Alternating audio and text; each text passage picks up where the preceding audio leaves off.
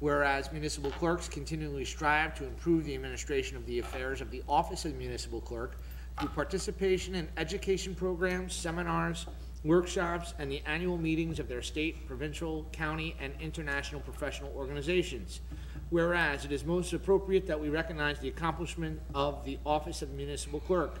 Now, therefore, I, Richard Huber, Mayor of the Township of Springfield, do recognize the week of May 6th through 12th as the Municipal Clerks Week, and further extend appreciation to our Municipal Clerk, Linda Donnelly, Deputy Municipal Clerk, Mary Ellen Brennan, Assistant Kristen Ragland, and to all municipal clerks for the vital services they perform and their exemplary dedication to the communities they represent. And just want you to know we have the best clerks in the state. I answered your phone call at 7 a.m.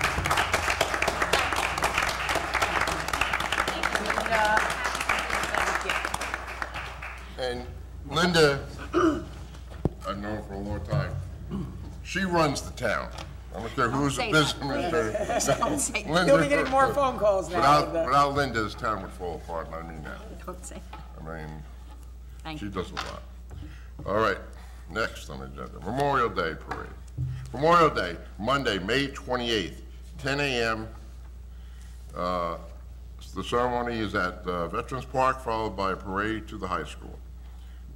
Come out, everybody. I mean, we're getting bigger and bigger every year. Floats, I know Jerry wanted floats, if floats, just okay through her. It's a nice parade. Everybody gets out, as long as it doesn't rain. Last year, I think it rained, and we went inside. But in Chisholm, a lot of people can go in there also. But it's good for the town. Everybody's there. Kids, they give out flags, and for the seniors, we have a bus that drives the seniors, am I correct? 2 buses. Two buses, I'm sorry, 2 buses for the seniors.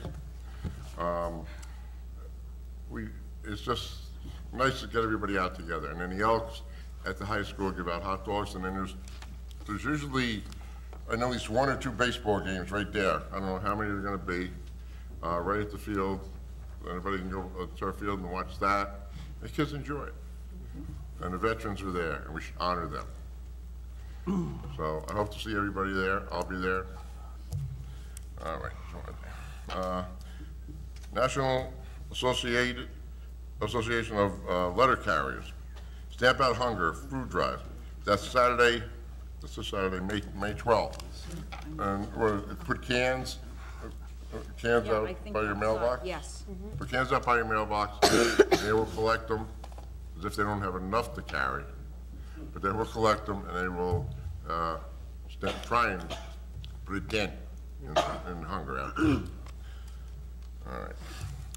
Public comment on agenda items only.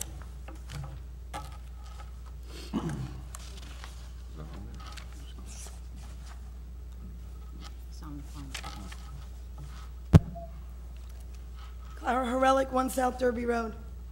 And first, just let me say congratulations to you, Linda Donnelly, who I worked with when I was mayor, a fine clerk. I'm here to comment on the maintenance of sites under construction or renovation ordinance. I agree wholeheartedly that you need to protect and make sure that there is safety surrounding any construction or renovations. And I agree that there should be an ordinance to that effect. However, in reviewing this ordinance, I think that it needs to be tweaked. I think there are certain things in the ordinance that are not practical, and there are certain ways to do it that make more sense. So I just want to lend my comments with regard to this particular ordinance.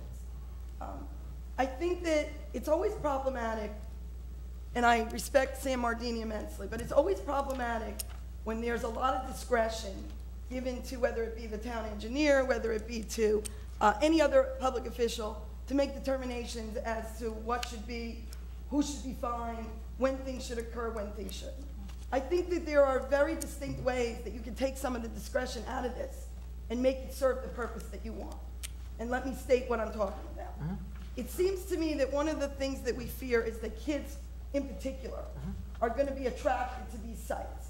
And they're going to want to go in the holes, or their balls are going to roll in, or they're going to want to climb on equipment. And my son, believe me, those that know him, is probably one of the first ones that will get that site. But anyway, the point is that, you know, if you have a structure that's not yet finished, kids are curious, sometimes adults are curious, and they want to go in and take a tour of the house before the house is finished. So I think one of the easiest ways to cure this ordinance and to maintain safety and take the discretion out of it is to define those items. So in other words, if you've dug a hole for a foundation, you put a fence around it. If you have a structure that's not finished yet, it's not closed, doesn't have windows, doesn't have doors, isn't like a regular closed up house, you put a fence around it. If you have machinery that the kids are gonna climb around, you put a fence around it.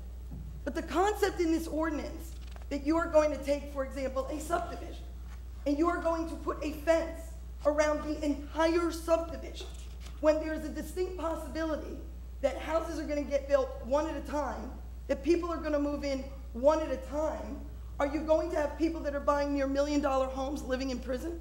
Because they're gonna be in a fenced-in, caged community. It's not a gated community like people wanna buy. So I think that there needs to be some changes made to this particular ordinance. And to give an example of something, the most recent subdivision was the Madden Court subdivision. That encompassed 11 homes. There's one more still right now that's about to possibly be sold. What would you have done in such a case? The way this ordinance reads, it reads that for subdivisions, the entire perimeter, everything will be fenced in. I asked last night, and Sam clarified to me what he told me just now prior to the meeting and last night was that the fence would be shifted as units open up, and that's what they did. And as an example of Madden Court, because that's the most recent example, the fence would shift to the parts that are not done, and then because you can't give the what's the paperwork to move in until CO. Yeah. So you can't give the CO till you move the fence, and you can give the CO. That's what he explained to me when I asked that question. Okay, now going to that comment, when you have a subdivision, for example, that involves, for example, a new road, you cannot just fence around or leave out the one house. That's what I defer to you. It makes more sense that you would actually fence in whatever's under construction. So say there are two going up at the same time. Put a fence around the two houses that are being constructed. And the engineer department will use their discretion, and it will be that. Like, Charlie was here last night, and we talked about that, and Charlie seemed satisfied because I said, we don't want to hurt any businesses in town, and I'll be the first one to fight for it. But as they go up, just say where he's building right now. If he built one, got one done, that would be out of the fencing, and it'd be a way to get in and out without the people being in a gated community. I mean, I wanted it stricter, I wanted it stricter than what it is in here. But I agreed to this because I really think that it has to be done, and I want it done because the town needs it. I mean, all the construction is going to be going on soon. I want it done as quick as possible. Not quick, but. Well, first of all, I didn't name any of my clients. I'm sorry, I apologize. I'm also going to mention the fact that you've got the downtown area. It's going to be going under construction. I guarantee you and there's multiple projects about to go down there. You do not want to cage in that entire area. They may be done in phases. It just doesn't make sense the way the ordinance is written. The way it's written, read it verbatim, says that the subdivisions or construction sites, there will be a perimeter around the entire thing. It needs to be revamped, that section. It feels like me, as a layperson who's not in the industry like you are, that it's all about the wording I'm hearing from other people, and I kind of interpret it that way as well. So I don't know if it's a wording issue. I don't think we're on a different page as to what we want. I think that you can adequately protect any construction site, any construction that's going on, by fencing in what is being constructed at the time, without taking an entire Morris Avenue, without taking an entire subdivision, without doing that. And let's talk about the safety issue, because you've carved out subdivisions, and you put for subdivisions and new single-family construction. I happen to have put a number of additions on my own home. I can tell you that people who do renovations in this town can create more dangerous situations sometimes than a new construction single family. You could be digging a foundation, you could be putting in a basement. If you actually put the language in here, covering what the areas are that you want to protect, what the possible potential unsafe situations are, take out the discretion, you'll have a much cleaner ordinance as well. So in other words, let's say somebody's putting an addition on their home and they're digging a basement foundation. Fencing, there's the hole in the ground, there it is. But according to this, you've got it new single family. Those aren't the carve-outs you want. You don't want these carve-outs. You want to say a hole, machinery, unclosed structure, and you certainly can't fence in somebody who's living in their home when they're doing construction. I, for one, did live in my home when we were doing construction. You're not going to put a fence around We the tried hole. to fence you and it didn't work. No, but I'm just saying. Yeah, no.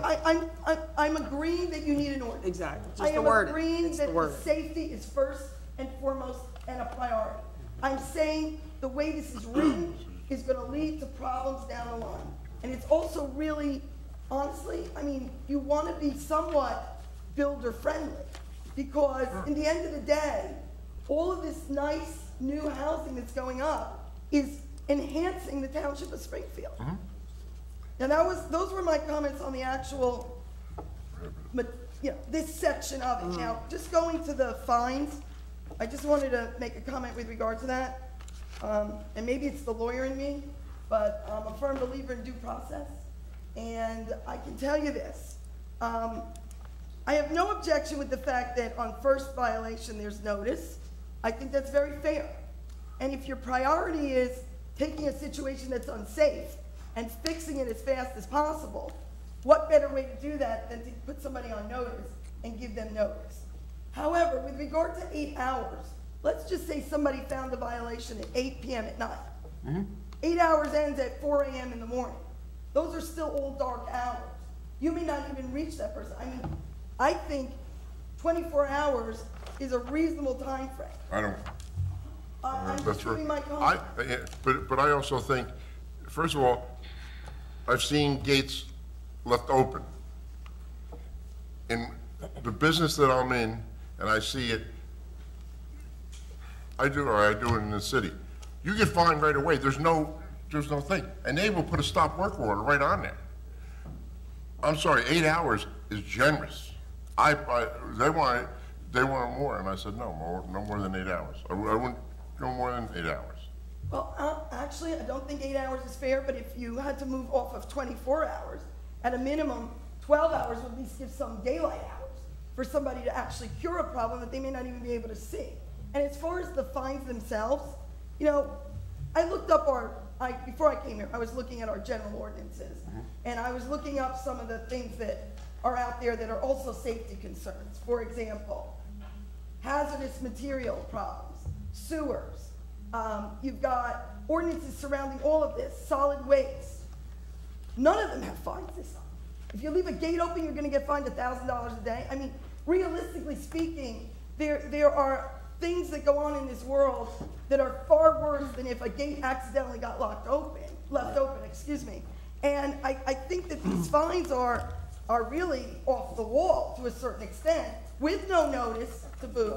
And it doesn't even read like any of our other ordinances read, which typically reads, a violation of any provision of this section shall, upon conviction, be liable for the penalty stated.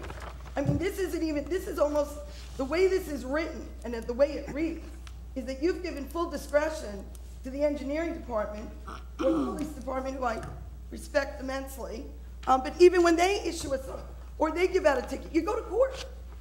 I mean, due process.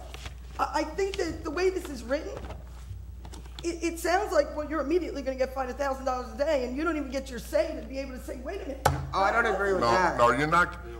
I don't think We said it would be, you'd be 8 hours to fix it.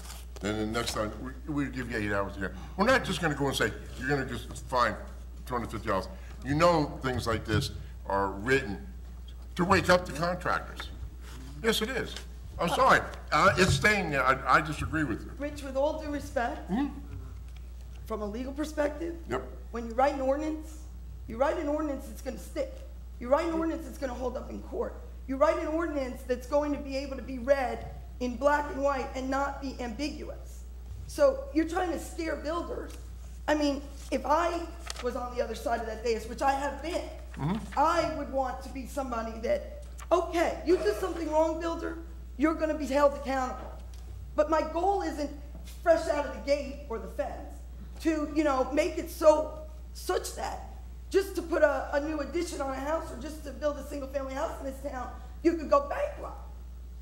I mean, it's a bit much. It's my understanding that we modeled it after some other townships that had similar ordinances, and that's Well, right, I looked or at a no? few of those too, and I didn't find one that was this harsh. All right. Anyway, You've just had- to sum up, I agree there should be an ordinance. I have no objection to you fencing in the areas of a construction site or a renovation that are dangerous. I think that there should be fines, but I think that you need to revamp this so that it's in accordance with how we would do any other ordinance in the township of Springfield. Thank you. Anyone else from the public? All right. Moving on. Reports. Oh, I'm sorry, Paula. You'd like to come up first about your appointment.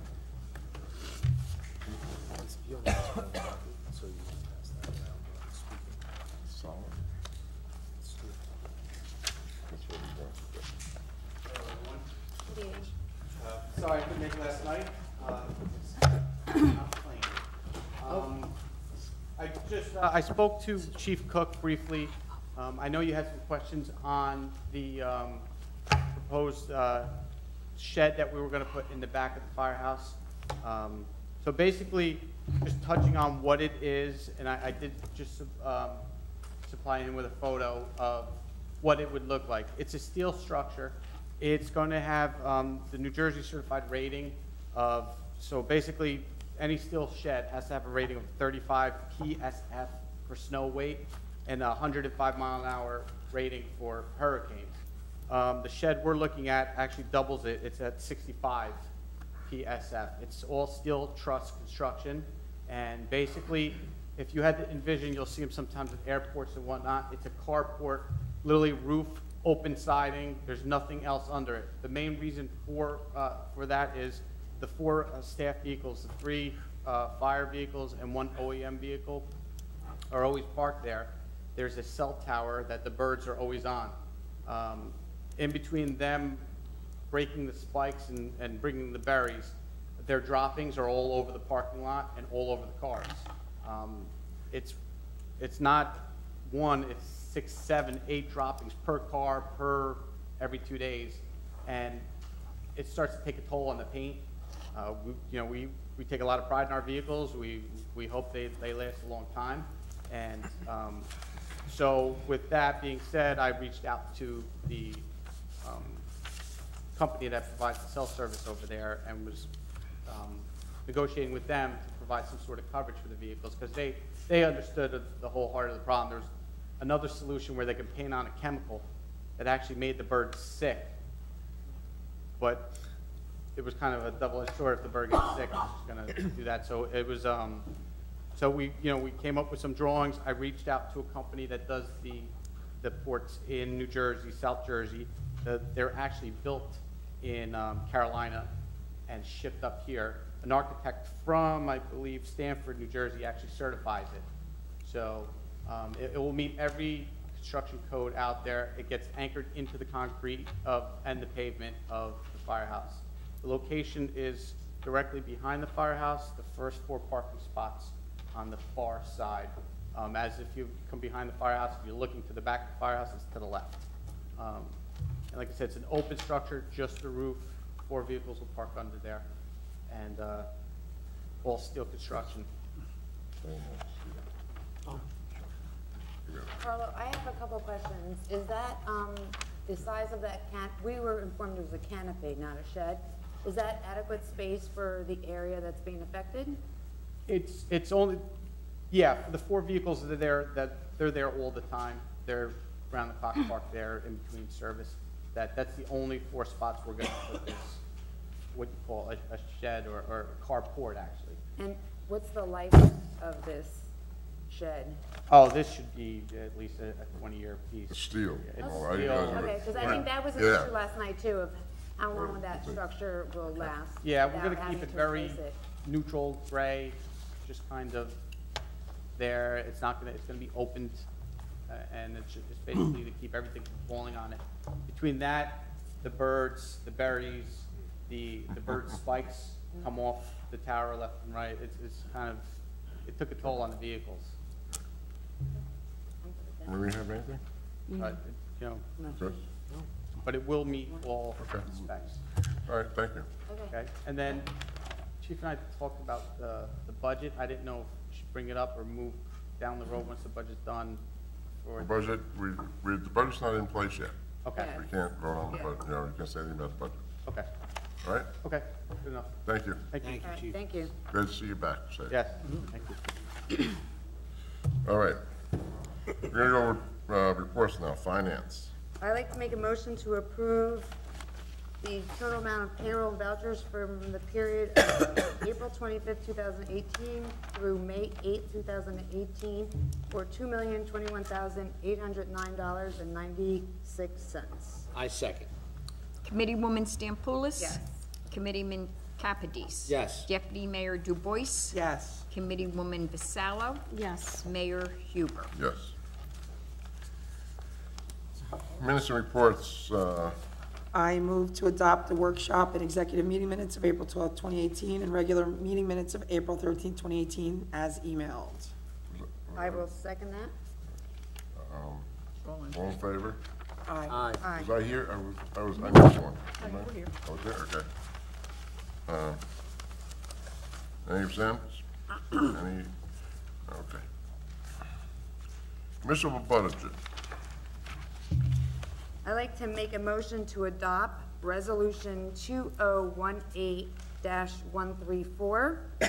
This resolution authorizes a public hearing for the discussion of Resolution 2018-131, which is an amendment to the 2018 budget. All right. I second. All right. Before we go any further, Yep. Michael, just explain to the people at home and here why we're doing this. Sure, I'd be happy to. But before I do that, I just want to do a lot of thank yous to Diane Stampoulis, Committeewoman, Committeeman Chris Capadis, Administrator John Cook, prior administrators Yad Shahadi, and all the department heads who have tortured me, and I've tortured them over and over and over again. There's a lot of hours and a lot of man-woman hours in this, so I just want to say thank you to everybody. That's really, and if I forgot anybody, I really want to apologize right And now. thank you, Mr. Quick, for all your You're hard welcome. work. Okay, in terms of this, we're just going to discuss the budget amendments, and it's real easy. The Division of Local Government Services made us do two very easy changes. We tried to merge 911 costs into the police department. They said, no, no, no, they want it back out again. So we just took the amount out, and we literally just created a new line item, which we had in the old one. And they also did the same thing with zoning. We tried to take zoning wages and other expenses. We tried to merge it with engineering, and again, they said, no, no, no. So again, we just had to reallocate it out. And in summary, that's it. Other than that, there's been no change in the total appropriations. There's been no change in the total revenue. It's exactly the same. And if you have any questions, just shout out. Now, am I just going, we have to vote on that, and then we have to vote on Resolution 135, Yep. right, separate? Yes, please. All right, we have a motion. Roll call, please? Oh, wait a minute, I'm sorry. Does anybody up here have anything to say? No. Oh, you know, I have a quick question. I just saw an email come through earlier today about, we have one of these resolutions for the, Oh, no, yeah, we're just The going over this one. CRS? We just want this one right now. We're doing this. right, but it applies to the budget. Oh, okay. It Fine. applies to the budget.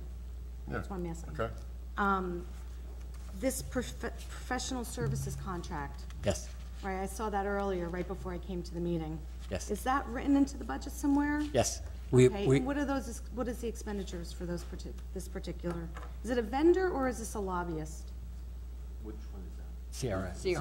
CRS. I can answer that. Okay, Now, this is an actual company who is a vendor, who is going to assist the township in applying for the community rating system, which is a Correct. FEMA program. Right. That if we do get accepted in that program, Right. those residents who are in the floods zone areas can receive right. discount on their rates. What is the amount for that? The amount is $8,000. $8,000. Yes, we have budgeted $10,000 in the 2018 operating budget.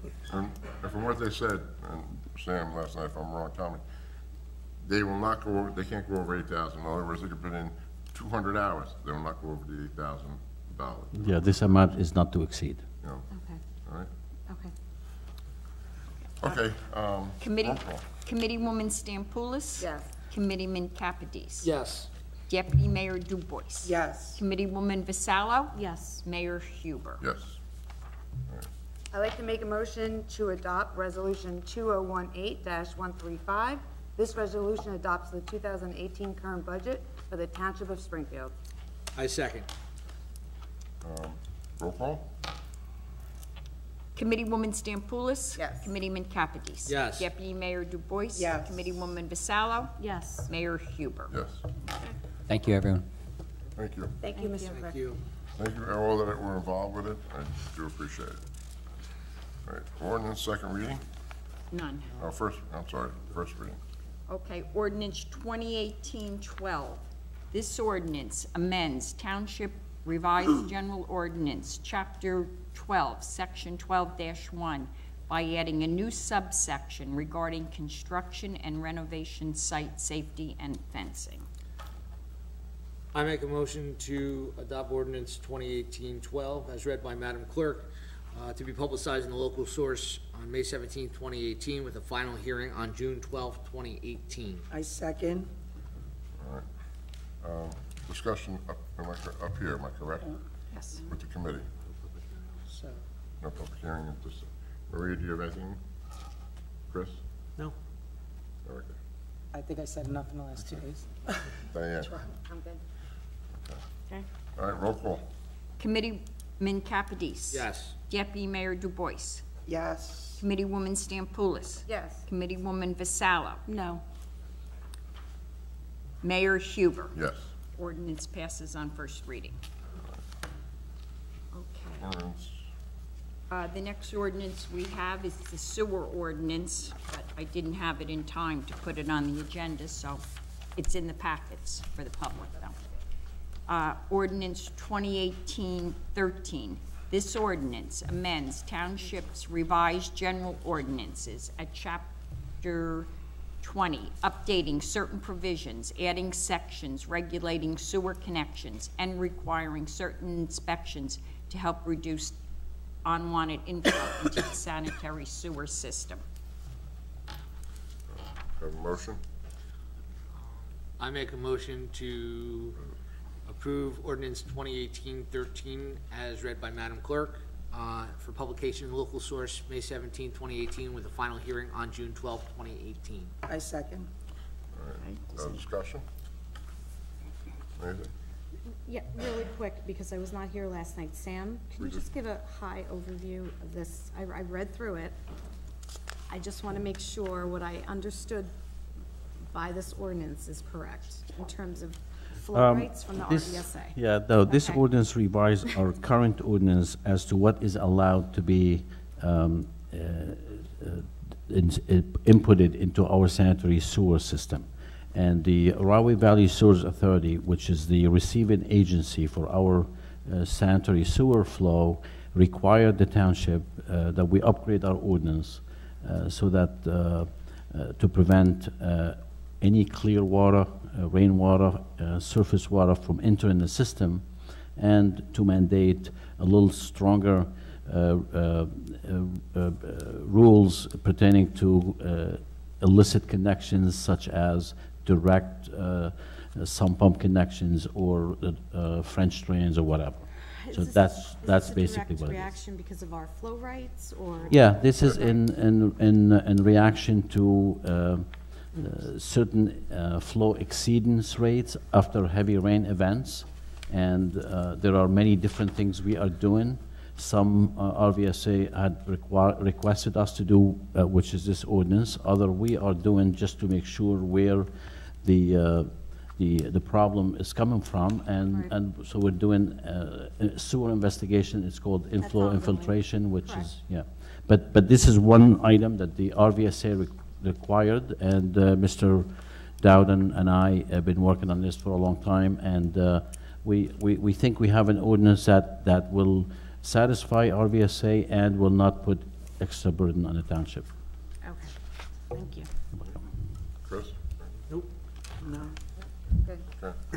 Okay, Roll call. Committeeman Kappadis. Yes. Deputy Mayor Dubois. Yes. Committeewoman Stampoulis. Yes. Committeewoman Vasallo. Yes. Mayor Huber. Yes. All right, now we're gonna go to resolutions. 2018-136,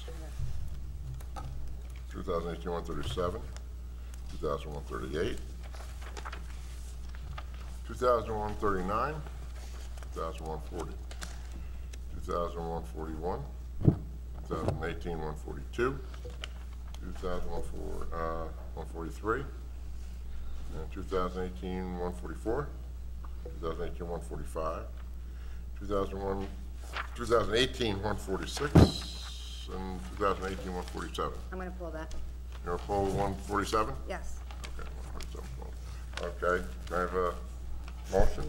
I make a motion to approve by consent agenda resolutions 2018-136 to 2018-146. Oh, yeah. I second. Okay, I'll do a roll call on that. Committeeman Kappadis. Yes. Deputy Mayor Dubois. Yes. Committeewoman Stampoulis. Yes. Committeewoman Vasallo. Yes. Mayor Huber.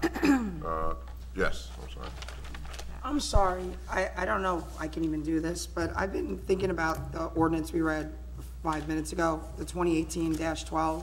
And with all the confusion with the wording in that one part, I wanted to change my vote to a no. Because I feel like the wording is still on 2A. Well, it's still the first reading. Yeah, so can we still revisit? the- Yeah, we're gonna Okay. revisit it. Yes, we do All right, revisit. so I feel like it seems kind of Okay. like we should tighten up the wording at least on 2A.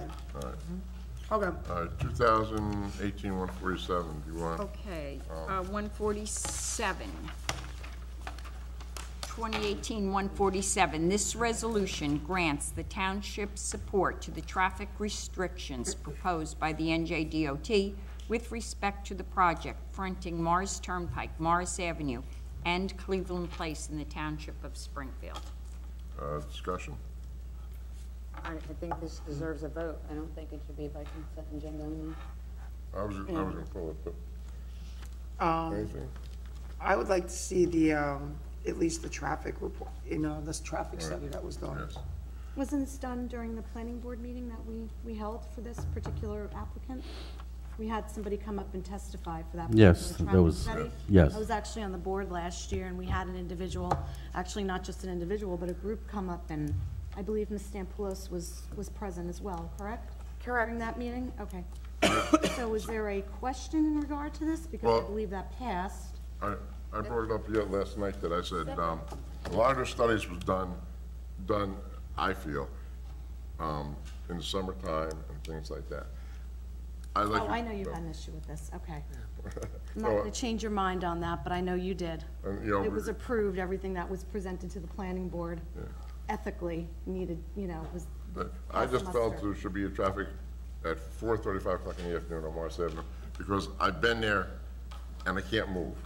And they're saying if they put a traffic light up there, and Sam and I've argued about this, I mean, we disagree, that it's gonna be worse for traffic than. Even with the addition to the Wawa to not have a traffic light there, or? I'd just like to see the traffic, a true traffic study of, say, between 4:30 and 5:30 in the afternoon, especially on Morris Avenue. Did you ask for that then, or? I didn't. What happened with that? Was that asked at that point, if there was a concession There, to what was done, or? it is what- my recollection that a traffic study was conducted for a period of 1 week to come up with a good picture, and the traffic study concluded that a traffic light would be required and very beneficial if Wawa was to be constructed.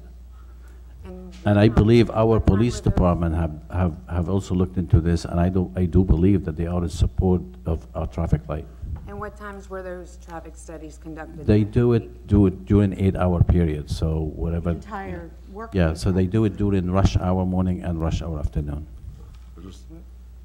I've just seen things on Morris I, you know, if, Would you rather the Wawa go up and not have a traffic light there? I mean, I'm I'm just trying to figure out the reasoning, that's all, because we traffic- go, It just Rich got and put I, on yesterday, the so I traffic just- is horrendous. whatever their it's concern. it's been Yeah. going on for a while, we have all the documentation that supports the planning board application of Wawa, the approval, the traffic studies, the presentations made by the attorneys. It's all there. If I can suggest, maybe you can, we can supply you with all the traffic studies that we have on file, and you can review it, and next meeting we can make a decision. That's, if you like. It's just I hard to think the believe. traffic is congested now, especially with downtown gonna be being renovated. So basically, it's not in support of the Wawa that's already been approved.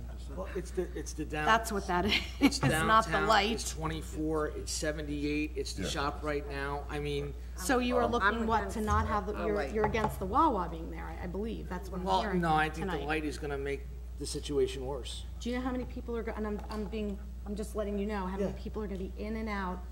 The purpose of that Wawa to be there is not only for the people of Springfield, obviously, a lot of people in this town are very happy that this Wawa is going in. In addition to that, it's the people traveling down that road every day, it's the people coming off Route 78 to use Wawa, and not only do they have food, they have gas as well. So they have, I cannot remember, I remember going over the ingress, the egress, the traffic patterns.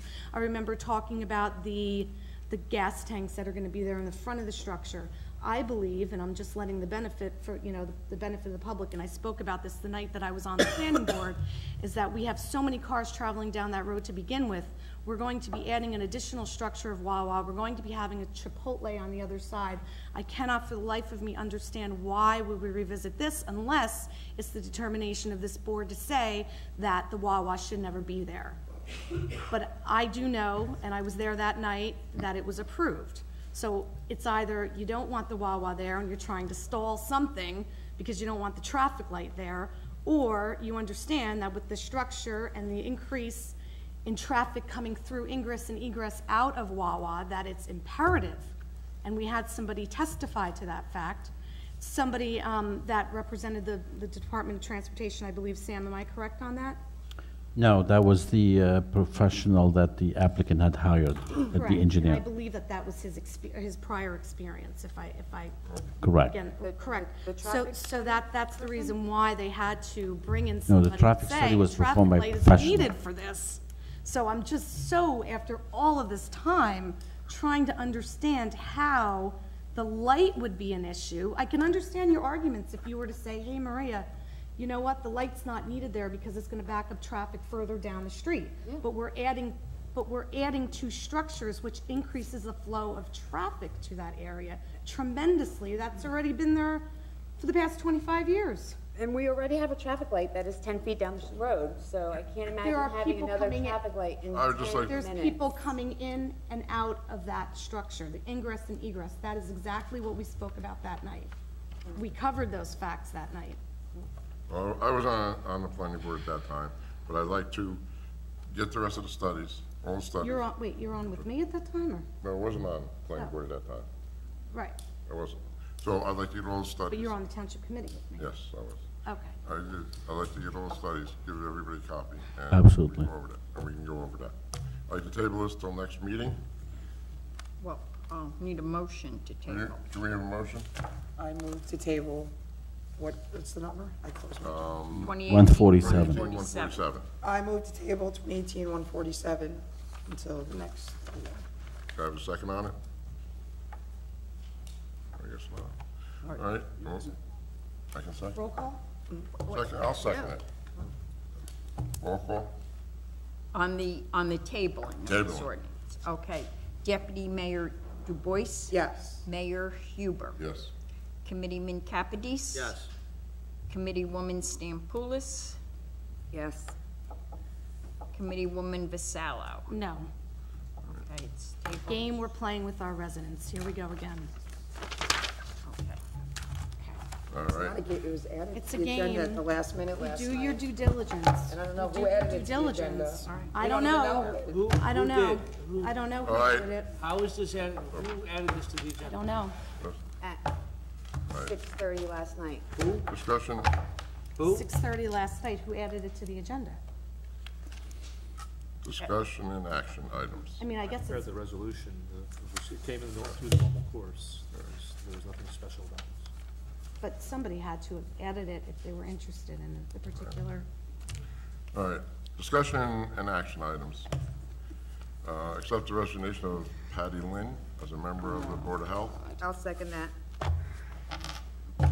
Who's gonna? Oh, I'll make a motion. Oh, Oh, I'm sorry. go ahead, sorry. Erica? Yeah, I said second. You do it. Oh, sorry, I move to accept the resignation of Patty Lynn as a member of the Board of Health. I'll second that. Thank you, All in sorry. favor? Aye. Aye. All right, request from disability individual, I move to accept the request from a disabled individual to join a pool at a senior rate of $90. I just have a quick question before I vote on this, really quick. If an individual writes into the pool, and I just want to make sure I understand this correctly, and says, I am disabled and I would like to request a senior rate, is that was that the process, if I remember correctly? It's They my understanding the provided- person's been doing it for a bunch of years, so I don't know if it's been. She has, it's the same person that has been getting this for at least 8 or 9 years, and she did provide all the medical. Okay, so I mean, so if there's another individual in town that's disabled, Yeah. if they provide the correct medical, and I'm doing this I for would the support benefit it. of our, right. Yeah, I I'm would doing it support for the benefit of our citizens that are listening right now and the people that are in the audience, so they understand the process. Okay, good, that's good to know. Okay, roll, I need a roll. You're gonna second it? I'll second it, yep, that's fine, thank you. Deputy Mayor Dubois? Yes. Committeewoman Vassallo? Yes. Committeeman Capides? Yes. Committeewoman Stampoulis? Yes. Mayor Huber? Yes. Okay. Is there any unfinished business? Public comment on any government item whatsoever.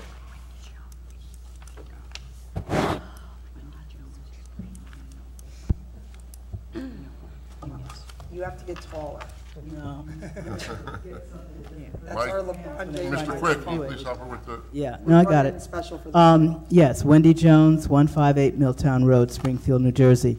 I'm wondering why there are two things. One, why isn't there just a rate for seniors and disabled? I mean, why would you have to keep applying? there is a rate for seniors, but this person is not a senior from what I understand. No, but I mean, why isn't there another rate for disabled? Yeah, because she's not in Well, Springfield either, I think. A few years ago, Yeah, a person came here and went to the Township Committee. I was on it. I don't know Yeah. if anybody else was. yeah, And we gave it to her. Yeah. And all of a sudden, we found out, I don't want to say this, it was wrong to give it to her. You didn't have the That's why we're documentation. That's why we're very careful about what we do now. Yeah.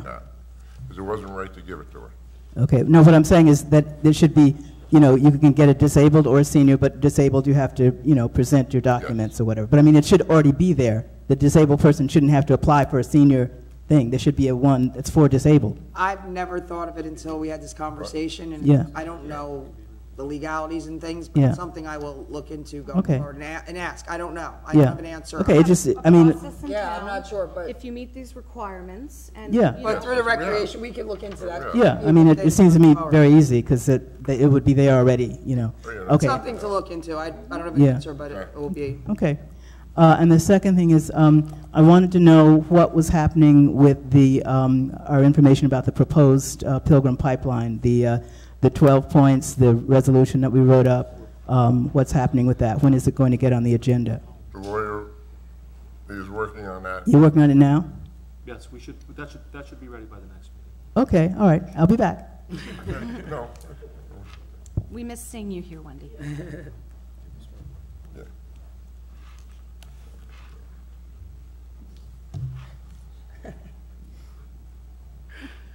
Twice in one night. Very lucky. Clara Horelli, 1 South Derby Road. You know, Scott's got the special touch. I was gonna say that.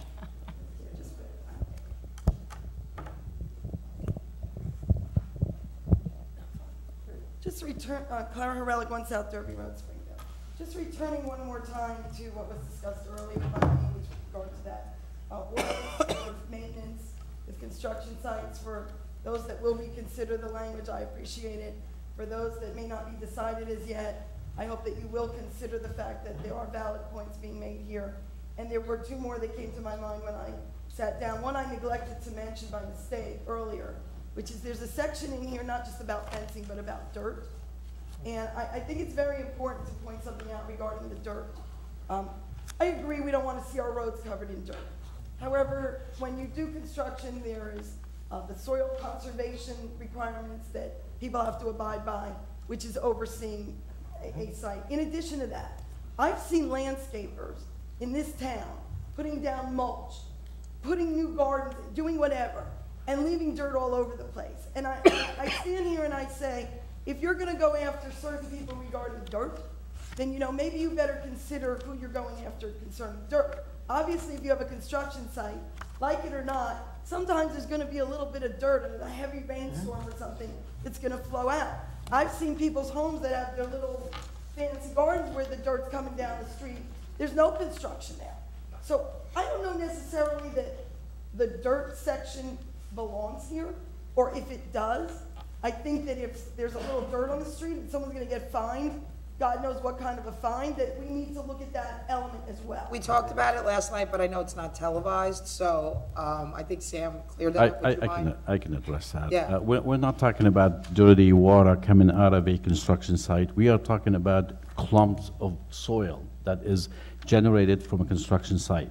Now, the ordinance you have is not the latest ordinance. Actually, Greg did some research and made minor change so that any site, any construction site that falls under the jurisdiction of soil conservation is no longer going to be under the jurisdiction of this ordinance, because soil conservation does actually go out and do inspect. Which is what I just brought up. Right, and unfortunately, they don't go out enough. I rarely see them do enforcement, but people who submit soil conservation plans to the district and they get approved, they have to comply with those plans, and one aspect of those plans are no dirt or mud can be tracked into the roadways, or they can be fines.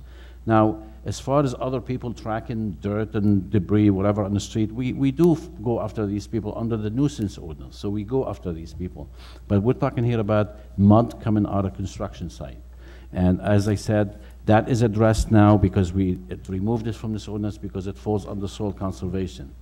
Okay, and that's why I brought up the soil conservation. I do a lot of land use, and that's certainly covering the issue. There was a sentence added to that section that basically indicates that you're covered by the soil erosion and sediment. I'll give you a copy when we're done. That you're not, and you qualify as a project under that act, since you're already subject to those state regs, you're not going to be. And that was the point I wanted to make. But those that are not, because someone building, for example, an addition on their home or a single family or something that falls into any of these categories, I just want to be clear that, again, going to language and clear language and no ambiguity.